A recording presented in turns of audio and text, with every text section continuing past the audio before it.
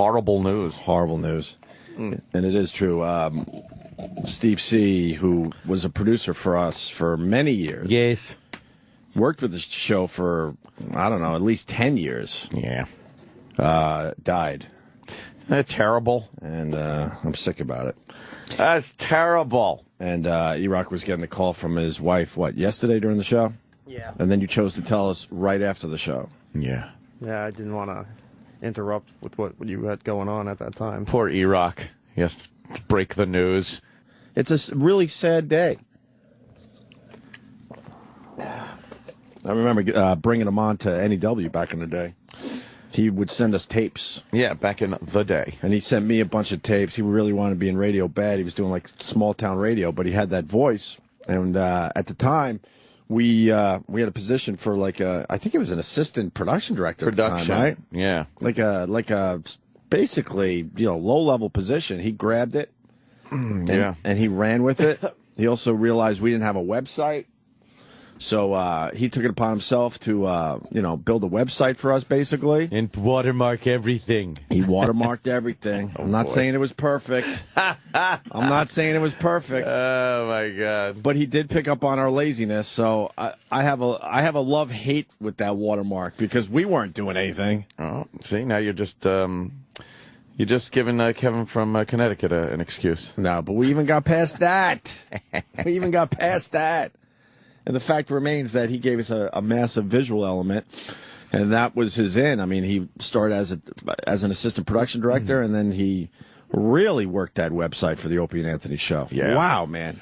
When no one had websites. Yeah, it was pretty good. It was, of course, Foundry. Yeah. Foundry Music. I mean, the old listeners remember me saying a million times, foundrymusic.com, FOUNDRY music.com. Yes. I probably said that 10,000 times easily. Yeah.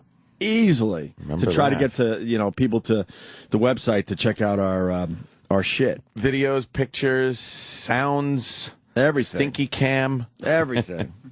So, E-Rock, what can you tell us? All right. Well, without going into any details, dummy. Yeah. Well, how about this? You talked to him 2 days ago, right? Yeah, on Tuesday morning. Because you invited him to your housewarming that we're all going to tomorrow night. Man. Yeah, and he hadn't responded yet, so I didn't know. Usually he would tell me right away yes or no if he could come out. So I sent him a text. I'm like, hey, are you guys coming? And he called me and he said, I don't think we're going to be able to make it. It's our anniversary, and we're probably going to do something this weekend. So I said, okay, we'll get together another time, no problem. And, that was the last I heard from him. Right. And then yesterday I get the phone call from his wife. His beautiful wife, by the way. Yeah. And his kid's what, like 2.5? Yeah, he's not far off from my your son. kid. Yeah, I know. Your son. So his kid is about 2.5. That's just brutal, man. Yeah. That is fucking brutal. And you got the news yesterday, and then you told us. I was just staring at you like, all right, nice bit. You were Why getting are you doing mad. this bit? Huh? You were getting mad, and I was trying to tell you, I'm like, I'm not making this up. Well, people get mad because they don't want to believe. Yeah, yeah. It's natural. And, so I was talking to her yesterday, and obviously she's upset and angry by everything, and that Steve had died Wednesday night. Jeez. Yeah, it sucks. Such is what they say, life. Yeah.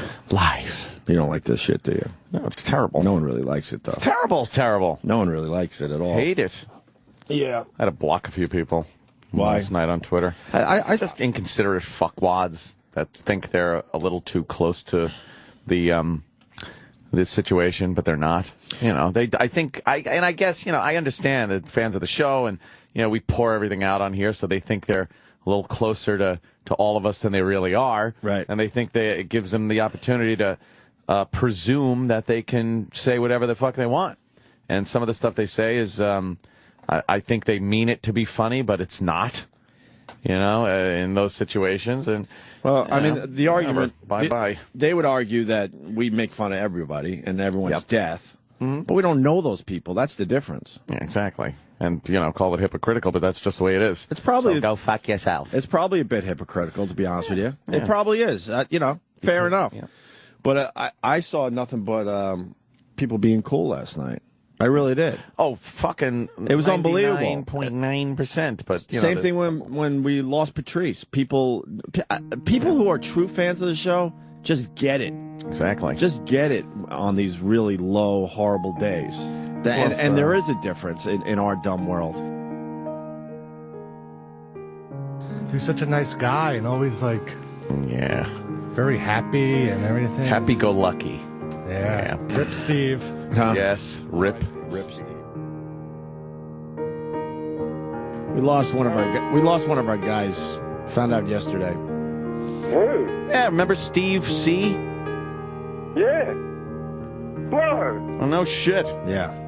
He just a little kid. Oh, that's horrible. Yeah. Shit. Fuck hell. I feel terrible.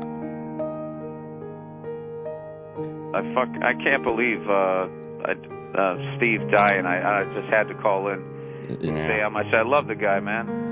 Ah, Jesus. He was a great-hearted guy, all that cliched stuff. Yeah. But it was true. He had a heart of gold, and he never hurt anyone. I actually got really mad at E-Rock when he was telling us yesterday. Like I didn't want to believe it. Yeah, no, it's like I feel like this just keeps getting played on a loop as far as like people going, and it's like it's like the one question I have is when is somebody like I don't like gonna die? It's always like the biggest hearted, nicest guy ever. Yeah, Steve C always had my back, man. Always was there for me.